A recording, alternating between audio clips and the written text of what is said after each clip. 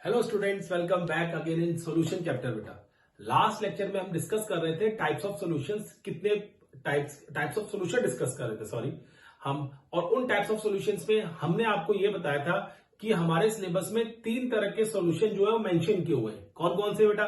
Gas in liquid, liquid in liquid and solid in liquid. तो हम gas in liquid के base पे जो सॉल्यूशन था उसके बारे में टोटल और इलेबोरेशन और एक्सप्लेनेशन कर चुके थे अपने प्रीवियस लेक्चर में, जिसमें हमने हेनरीज लॉ पढ़ा, जिसमें हमने डाल्टन्स लॉ पढ़ा बेटा।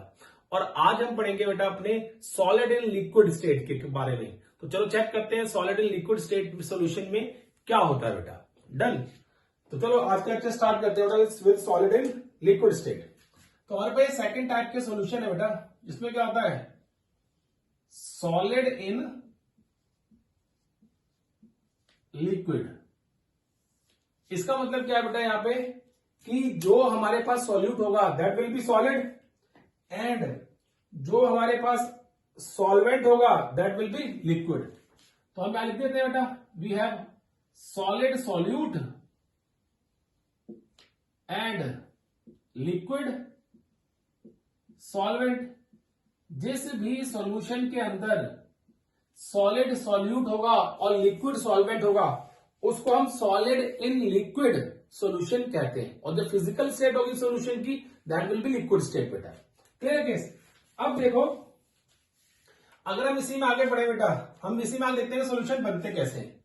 तो हम करते क्या है, सॉलिड सॉल्यूट लेते हैं, सॉलिड सॉल्यूट लिया कोई भी, सपोज करो आपने शुगर ले ली बेटा, ठीक है, और उस सॉलिड सॉल्यूट को वाटर के अंदर, जो कि क्या है बेटा एक लिक्विड है और सॉल्वेंट है, उसके अंदर डिसॉल्व कर दिया, उसके अंदर डालना शुरू कर दिया। तो आप क्या करोगे, जब आप एक ग्लास वाटर लोगे और उसके अंदर शुगर ऐड करोगे बेटा और उसको स्टर करोगे with the help of spoon, तो व्हाट विल हैपन, जो शुगर प्रेजेंट होगी that start dissolving in it, वो उसमें घुलना शुरू हो जाएगी बेटा। किसमें? पानी में। और जो आपको सोल्यूशन मिलेगा that solution will be solid in liquid solution. अब देखो इसमें जो आप सॉल्यूशन बनाते हो इस तरीके से हमारे पास दो तीन पॉइंट्स और मिलते हैं। जैसे एक तो हम बोलते हैं बेटा सैचुरेटेड सॉल्यूशन मिलते हैं इसमें, और ये हम पहले डिस्कस कर चुके हैं कि सैचुरेटेड सॉल्यूशन क्या होते हैं, इसलिए मैं यहां पे डिस्कस नहीं करूंगा। सेकंड बेटा हम ये कहेंगे इसमें अनसैचुरेटेड सॉल्यूशन मिलते हैं यहां पे। तो अगर आप सॉलिड इन लिक्विड सॉल्यूशन बनाते हो तो आपको फिर से तीन तरह के सॉल्यूशन मिल जाते हैं, saturated solution, unsaturated solution and super saturated solution. ये तीन तरह के सॉल्यूशंस आपको मिलेंगे, saturated solution, unsaturated solution and super saturated solution.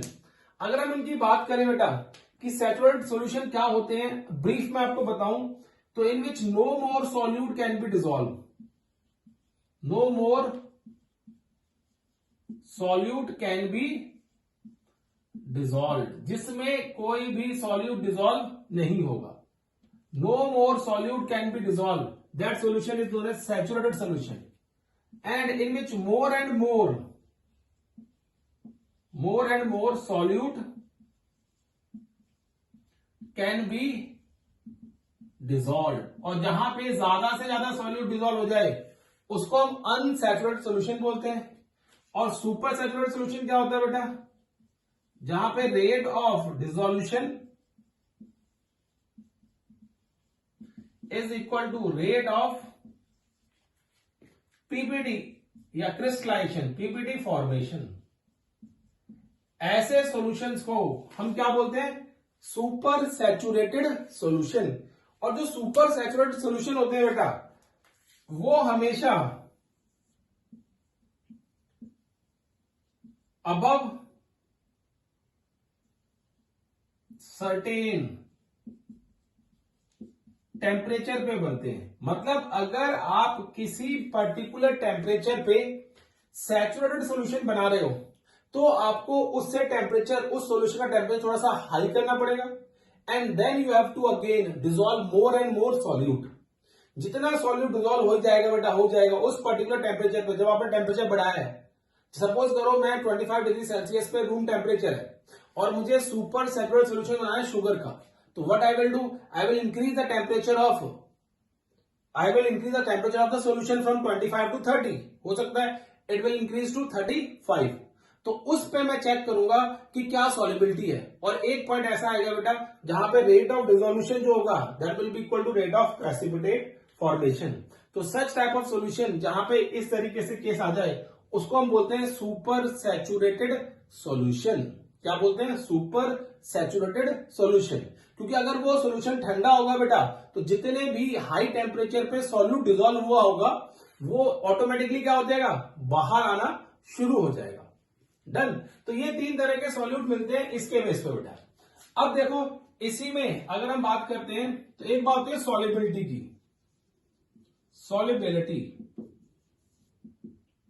Clear है। सॉलिबिलिटी का मतलब होता है कि अमाउंट ऑफ सॉल्यूट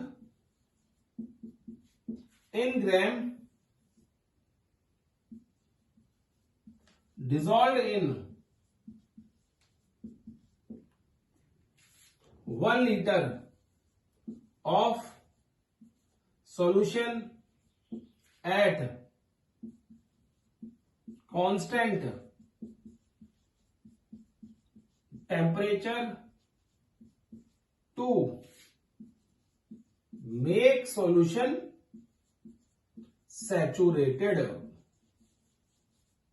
ये केस आता है बेटा सॉलिबिलिटी का। अब सॉलिबिलिटी का मतलब क्या होता है, देखो अगर हम बात करें सॉलिबिलिटी क्या है तो हम बोलते हैं कि क्या कोई भी सामान, कोई भी सॉलिड चाहे वो आप शुगर लो, NaCl ले लो, कोई और क्रिस्टल ले लो बेटा, यूरिया ले लो आप, या किसी और चीज का क्रिस्टल ले लो, क्या वो वाटर के अंदर सॉल्युबल है? अगर वो वाटर के अंदर सॉल्युबल है, अगर वाटर के अंदर मिसिबल है, डिसॉल्व हो रहे हैं और आपको नहीं मिल रहे हैं बेटा, इसका मतलब वो सॉल्युबल है।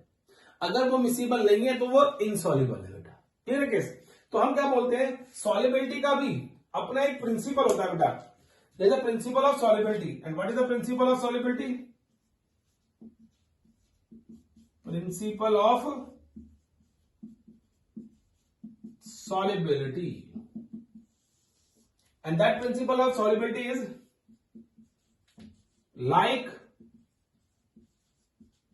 डिसॉल्व्स लाइक, जो जैसा है वो वैसे में डिसॉल्व होगा।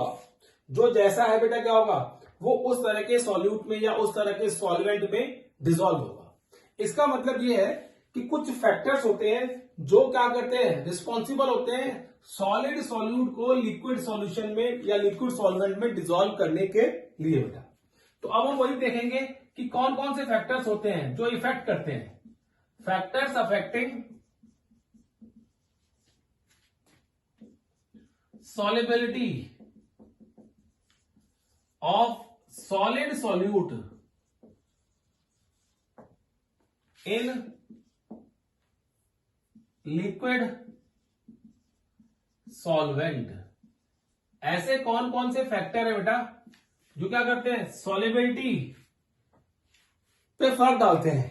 पहला देखो इसमें अगर हम बात करें, the first one is nature of solute and solvent. Nature of solute and solvent. Solute का और सॉल्वेंट का नेचर क्या होता है, ठीक है। और इसी पे देखो बात करेंगे बेटा डिटेल में। मैं थोड़ा इसको रब करूं पहले। देखो नेचर ऑफ सॉल्यूट और सॉल्वेंट का केस क्या है इसमें। पहला केस देखो सॉल्युबिलिटी के लिए, if solute is polar then it will be dissolved in polar solvent। अगर हमारे पास सॉल्यूट पोलर है तो वो पोलर सॉल्वेंट में ही डिसॉल्व होगा, ठीक है। If solute is non-polar then it will dissolved in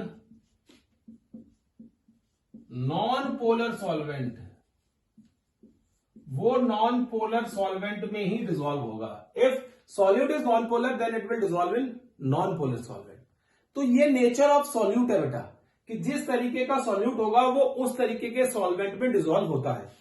और जो हम पोलर सॉल्वेंट लेके चलते हैं जनरली, वो हमारे पास होता है वाटर. वाटर को हम पोलर सॉल्वेंट मान के चलते हैं. और नॉन पोलर में बेटा हम ऑर्गेनिक सॉल्वेंट को लेके चलते हैं. ऑर्गेनिक सॉल्वेंट, ऑर्गेनिक सॉल्वेंट क्या क्या होते हैं? C6H6, CCl4, acetone etcetera, alcohol. ये सारे के सारे क्या है बेटा? ऑर्गेनिक सॉल्वेंट है. तो हम ये कहते हैं जितने भी पोलर सब्सटेंस होंगे वो पोलर सॉल्यूट के अंदर डिसॉल्व होंगे.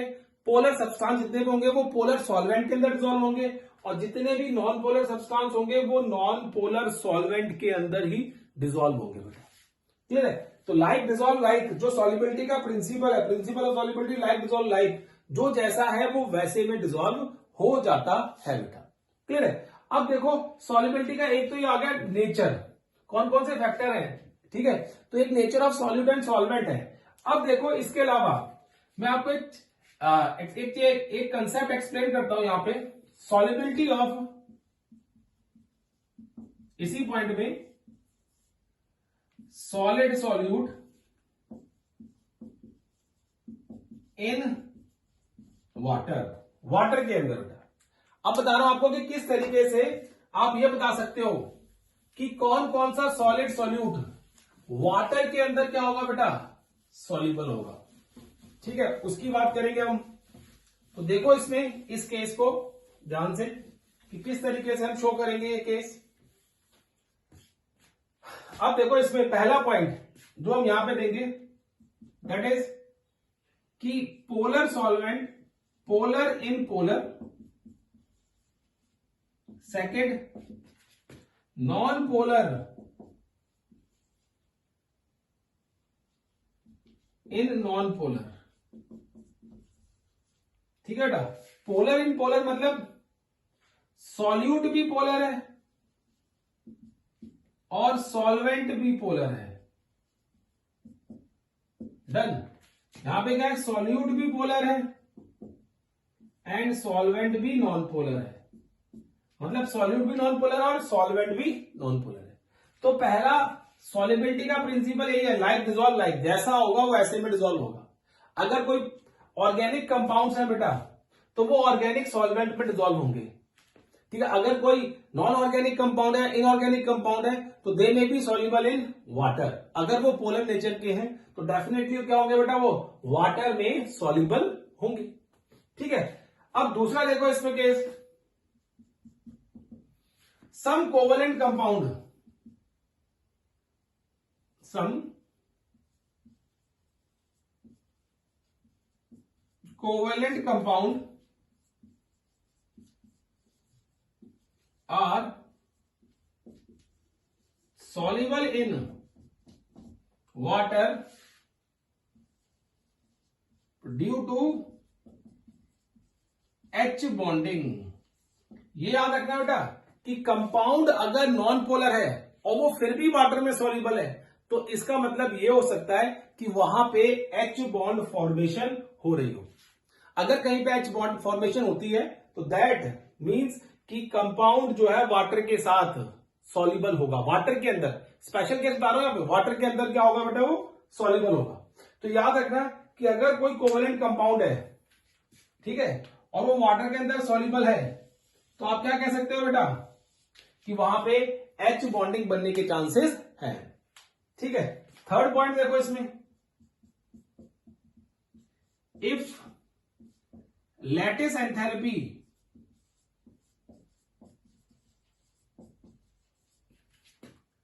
of solute is lesser than hydration enthalpy of solution. अगर लैटिस एंथैल्पी ऑफ सॉल्यूट जो है बेटा हाइड्रेशन एंथैल्पी से कम है तो वहां पे भी क्या होगा, सब्सटेंस जो होगा that substance will be soluble. वो सॉलिड सॉल्यूट क्या होगा, उसके अंदर सॉल्युबल होगा, बहुत इजीली सॉल्युबल होगा ऑर्बिट।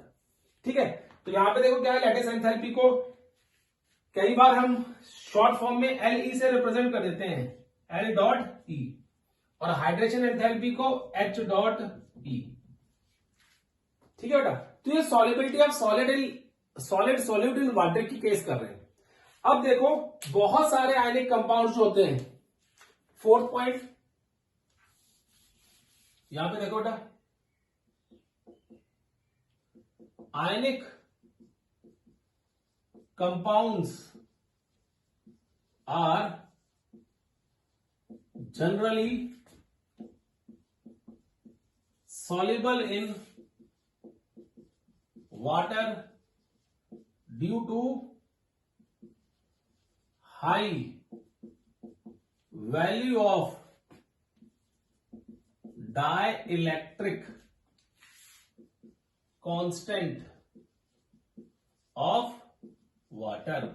वाटर की डाइलेक्ट्रिक कांस्टेंट वैल्यू हाई होने के कारण बेटा क्या होता है, वाटर की डाइलेक्ट्रिक कांस्टेंट वैल्यू हाई होने के कारण तो जितने भी आयनिक कंपाउंड है they are soluble in water. ठीक है बेटा, क्योंकि आयनिक कंपाउंड के अंदर जो एंथैल्पी होती है बेटा हमको तोड़ने की, latest enthalpy that is very very high, और उतनी हाई एंथैल्पी को वही सॉल्वेंट ओवरकम कर सकता है, वही सॉल्वेंट ओवरकम कर सकता है जिसकी खुद की डाइलेक्ट्रिक कांस्टेंट की वैल्यू काफी ज्यादा हाई हो। तो हम कई बार बोल देते हैं कि अप्रॉक्स में डाइलेक्ट्रिक कांस्टेंट वैल्यू, डाइलेक्ट्रिक, चलो मैं पूरा वर्ड लिख देता हूं, constant value of H2O is 80 बेटा। अप्रॉक्स में dielectric constant value of H2O is 80। वो कितनी होती है, 80 होती है। इसलिए maximum ionic compounds they are soluble in water बेटा because of the high dielectric constant value. तो ये आपके पास क्या है बेटा, इफेक्ट है। डन। अब जैसे हम यहां पे बात कर रहे थे, अगर आप एग्जांपल लेना चाहो पोलर वाले का, नॉन पोलर वाले का, तो आप बोल सकते हो बेटा, जैसे अगर मैं बोलूं NaCl जो है वो आयनिक कंपाउंड है, NaCl is highly soluble in water, but that NaCl is very very very less soluble in benzene, very very less soluble in carbon tetrachloride, very very less soluble in acetone, because उनका nature same नहीं है। Done बेटा। इसी तरीके से naphthalene ball ले लो आप, अगर नेफ्थलीन बॉल को वाटर में डिसॉल्व करने की कोशिश करोगे तो कम होगी बेटा। ठीक है, ऑर्गेनिक कंपाउंड में सॉल्युबिलिटी उनकी ज्यादा होगी। डन। इस तरीके से हम बात करते हैं। अब देखो second point B, effect of temperature. अगर हम टेम्परेचर के इफेक्ट की बात करें कि सॉलिड सॉल्यूट को जब आप लिक्विड के अंदर सॉल्युबल कर रहे हो तो टेम्परेचर का क्या इफेक्ट पड़ेगा। पहली बात इसमें याद रखो बेटा, फिर से चेक करोगे, चेक रिएक्शन। ठीक है बेटा, क्या चेक करोगे, पहला case, if forward reaction is endothermic, then solubility of solid solute in liquid solvent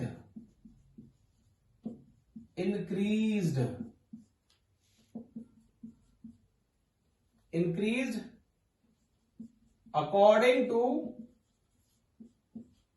ली-चैटलियर principal.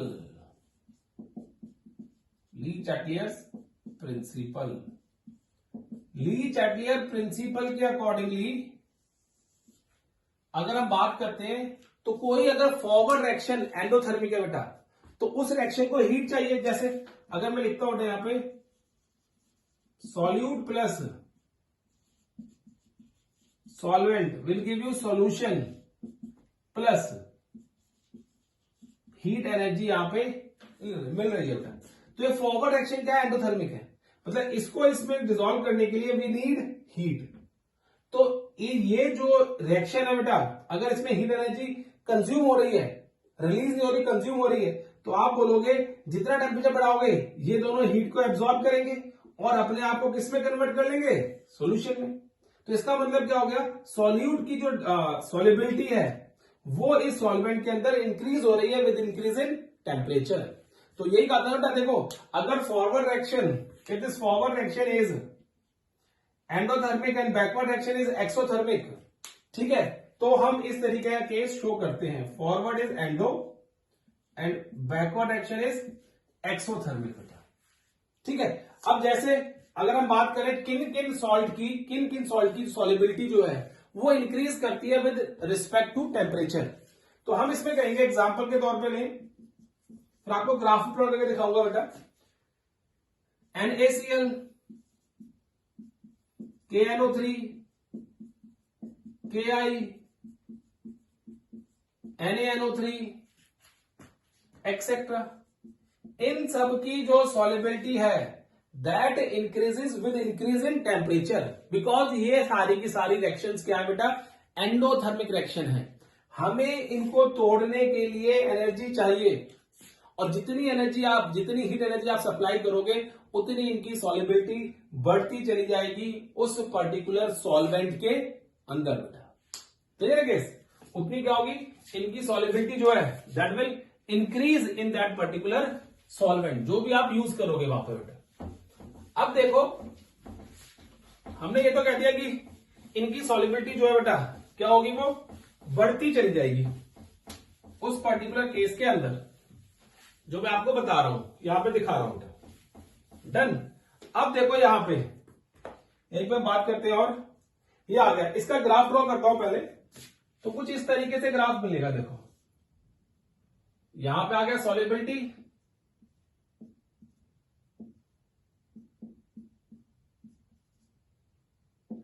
Solubility बेटा इस एक्सिस पे, और एक एक्सिस पे हमने शो कर दिया टेम्परेचर, डन। तो जितने भी आपके ये सारे होंगे they will have upward graph like this, like this, like this, like this, मतलब सब ऊपर की तरफ जा रहे होंगे बेटा। उनकी सॉल्युबिलिटी क्या हो रही होगी, with respect to temperature increase कर रही होगी वहां पे।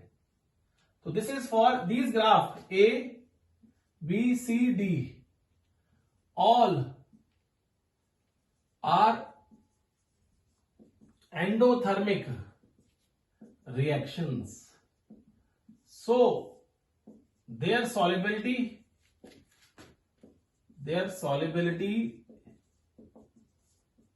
increased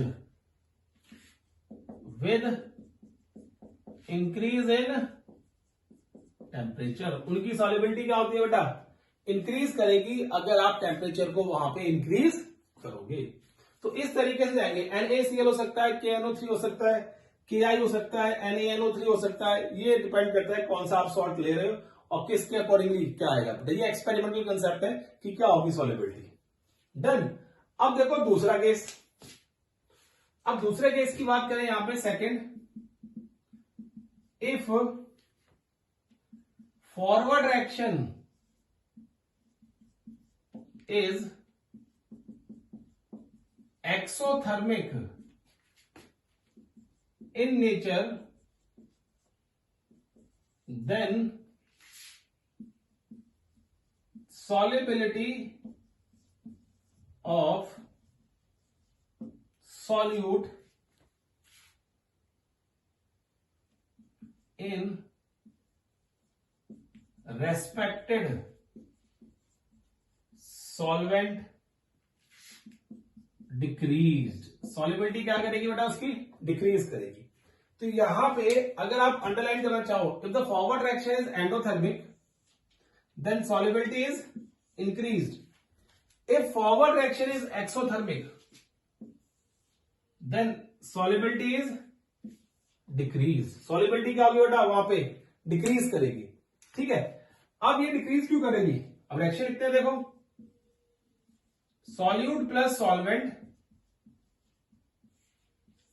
will give you solution plus साथ में हीट बेटा, लेकिन ये हीट क्या है, यहां पे माइनस लगा रहा हूं क्योंकि हीट निकल रही है। तो अगर आप सोचो according to Le Chatelier principle क्या होगा, जब सॉल्यूट को सॉल्वेंट में डिसॉल्व करेंगे तो वो अपने आप ही घुल जाएगा। There is no need of heat change in that case. जब हीट चेंज नहीं करना पड़ेगा और उल्टा हो क्या रहा है, जैसे आप सॉल्यूट डिसॉल्व कर रहे हो सॉल्वेंट के अंदर, सॉल्यूशन मिल रहा है अपने आप ही और अमाउंट ऑफ एनर्जी रिलीज भी हो रही है बेटा। When the amount of energy is released, जब अमाउंट ऑफ एनर्जी रिलीज होती है तो क्या होगा बेटा उस केस के अंदर, मतलब इन दोनों को हीट की जरूरत नहीं है। तो क्या होगा, मैंने आपको बताया कि अगर कोई रिवर्सिबल रिएक्शन है और उसमें फॉरवर्ड रिएक्शन एक्सोथर्मिक है तो बैकवर्ड क्या होगी आपके पास, एंडोथर्मिक। ठीक है, और एंडोथर्मिक में क्या होगा, ये रिएक्शन बैकवर्ड आएगी, फिर that will come backward direction में आएगा बेटा। वो क्या आएगा बेटा, बैकवर्ड डायरेक्शन में शो करेगा आपको जो दिखा रहा है। डन। तो ये एक्सो है और ये क्या हो जाएगा आपका एंडोथर्मिक रिएक्शन। तो जब आप एंडोथर्मिक रिएक्शन ये है तो सॉल्यूशन को हीट चाहिए, तो सॉल्यूशन क्या करेगा, हीट को एब्सॉर्ब करेगा और हीट को एब्सॉर्ब करने के बाद जो सॉल्यूट उसके अंदर डिसॉल्व हुआ था उसको सेपरेट करने की कोशिश करेगा। कोशिश करेगा तो क्या होगा, सॉल्यूट की सॉल्युबिलिटी सॉल्वेंट के अंदर कम होना शुरू हो जाएगी। तो हम बोलते हैं ये वो है जिसमें क्या होता है बेटा कि जो ये वो सॉल्ट्स हैं या वो कंपाउंड्स हैं जिनकी solubility with increase in temperature decrease करती है।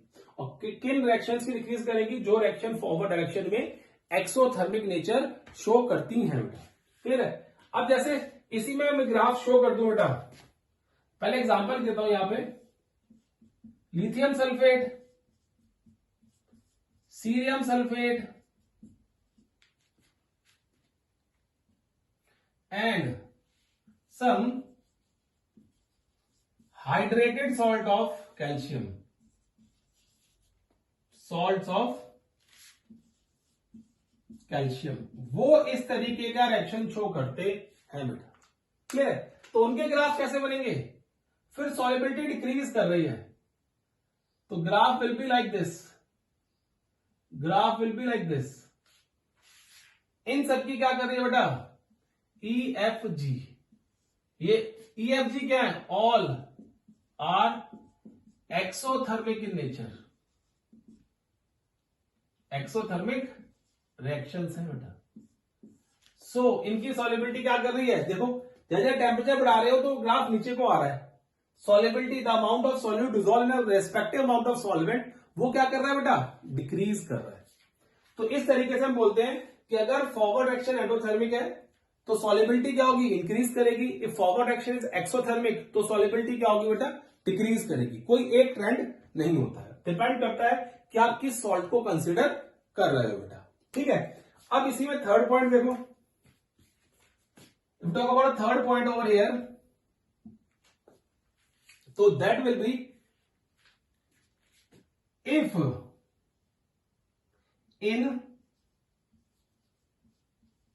certain cases solubility first increased and then starts decreasing after a certain temperature. एक पर्टिकुलर टेम्परेचर के बाद कुछ केसेस के अंदर जब आप किसी भी सॉल्वेंट के अंदर किसी सॉल्यूट को डिसॉल्व कर रहे हो बेटा, तो क्या होगा, पहले तो धीरे धीरे करके सॉल्युबिलिटी इंक्रीज होगी, लेकिन एक पर्टिकुलर टेम्परेचर अचीव करने के बाद सॉल्युबिलिटी क्या है बेटा, कम होना शुरू हो जाती है। एक अचीव किया पॉइंट, फिर सॉल्युबिलिटी कम होना शुरू हो गई, और जिस पॉइंट पे, जिस टेम्परेचर पे सॉल्युबिलिटी कम होना शुरू होती है बेटा, that particular temperature is known as transition temperature, transition temperature क्या बोलते हैं उसको हम लोग, ट्रांजिशन टेम्परेचर कह देते हैं बेटा।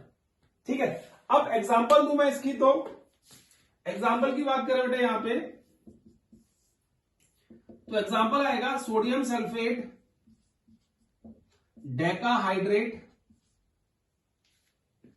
डन, फेरस सल्फेट,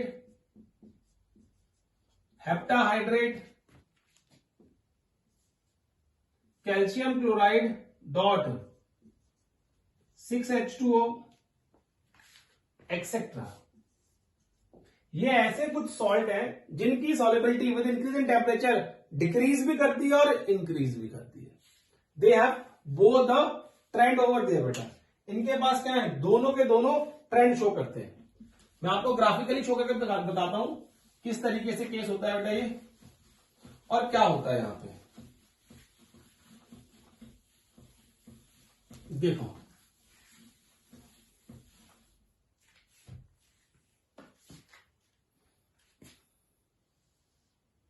ये मैंने ग्राफ प्लॉट कर लिया था। ये है सॉल्युबिलिटी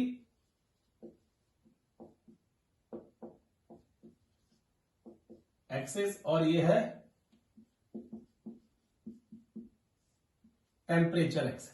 दो एक्सिस है, solubility axis and temperature axis.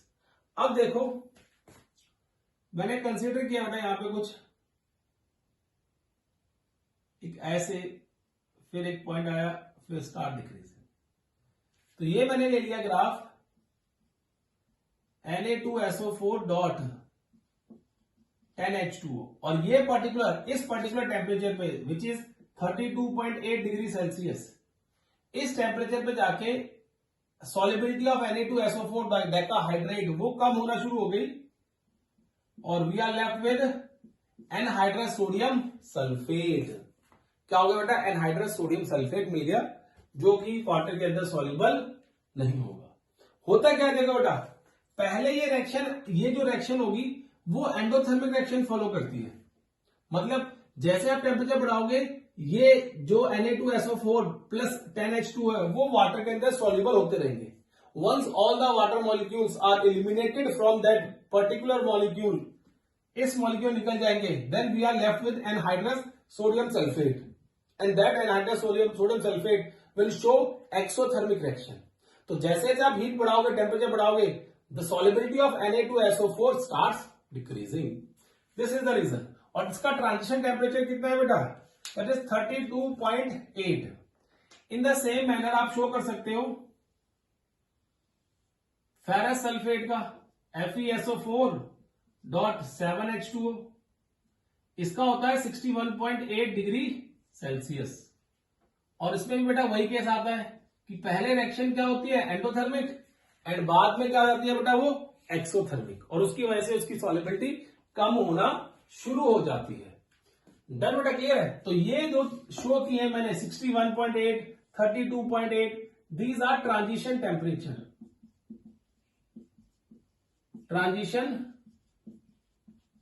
Temperature, of these two salt respectively बेटा। क्लियर है केस। इसी तरीके से अगर हम कैल्शियम क्लोराइड डॉट 6H2O को ऑब्जर्व करते हैं ग्राफिकली, तो उस केस के अंदर पहले सॉल्युबिलिटी क्या करती है बेटा, जैसे टेम्परेचर बढ़ाओगे आप T इंक्रीज, तो ये सबसे पहले कन्वर्ट होता है कैल्शियम क्लोराइड डॉट 4H2O में। फिर आप टेम्परेचर इंक्रीज कर रहे हो बेटा, फिर ये कन्वर्ट होगा कैल्शियम क्लोराइड डॉट 2H2O में बेटा। तो अगर इसका ग्राफिकली हम शो करें, मैं शॉर्ट फॉर्म में लिखता हूं इसको, सॉल्युबिलिटी और टेम्परेचर, तो इसका ग्राफ कुछ इस तरीके से मिलेगा।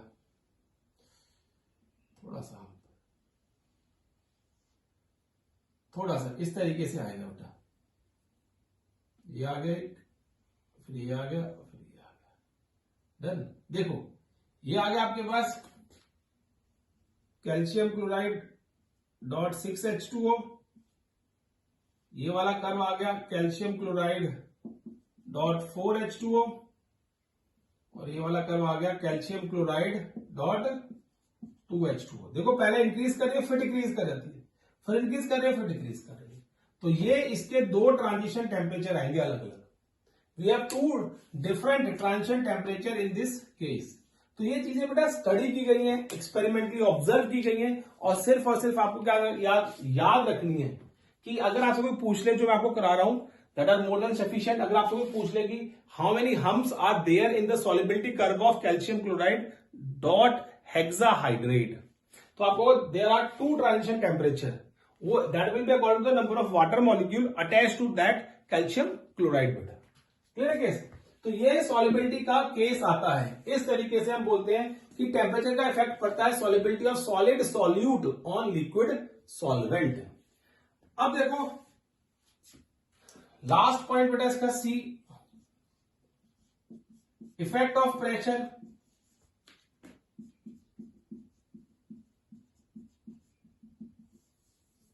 क्या बेटा? Effect of pressure. There is no effect of pressure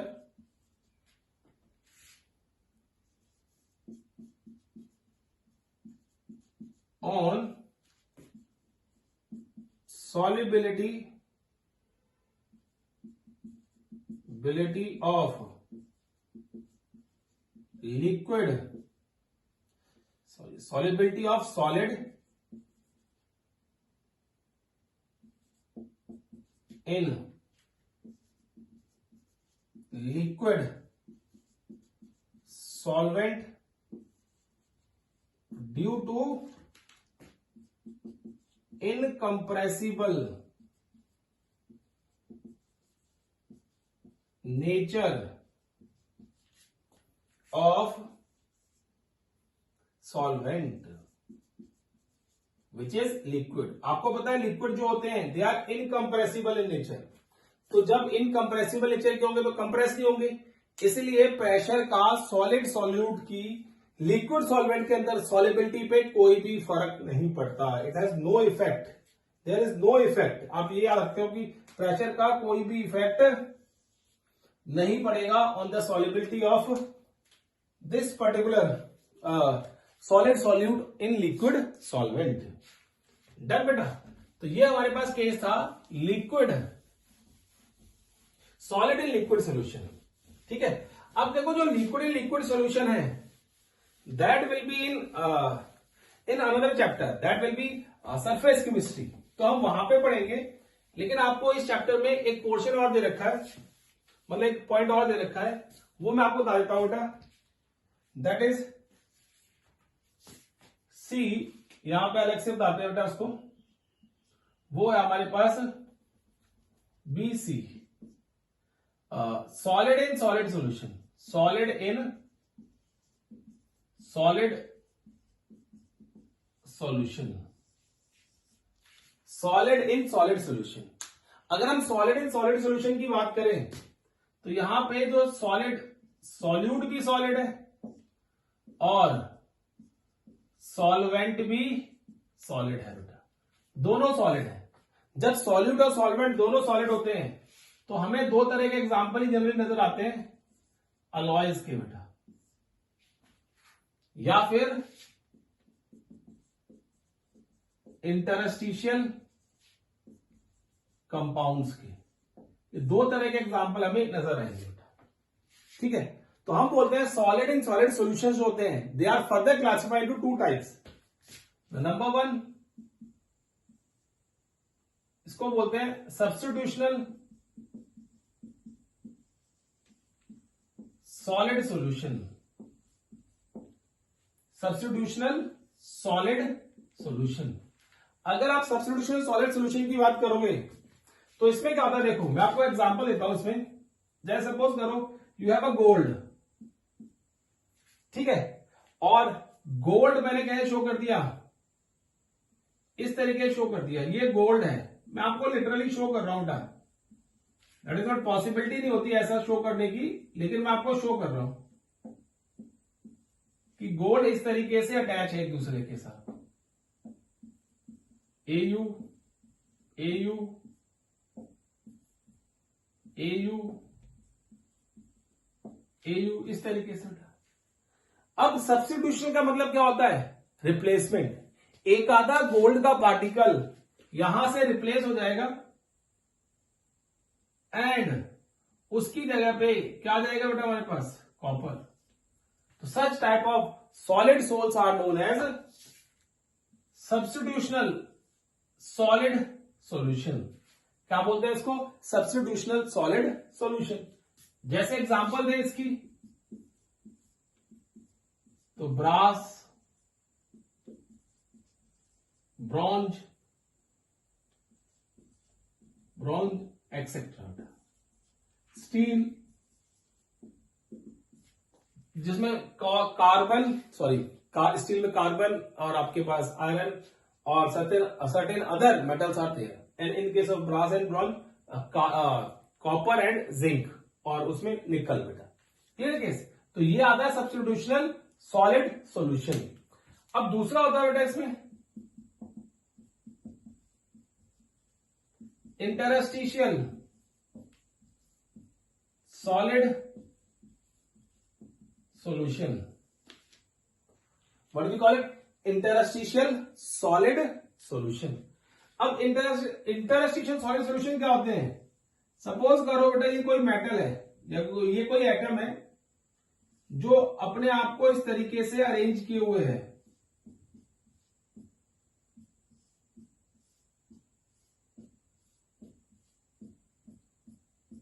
ठीक है। और हुआ क्या कि बाहर से कुछ एटम्स जो है सॉलिड स्टेट में, वो आके ये वाली साइड को ऑक्युपाई कर लेते हैं, which is known as interstitial site. क्या है वो?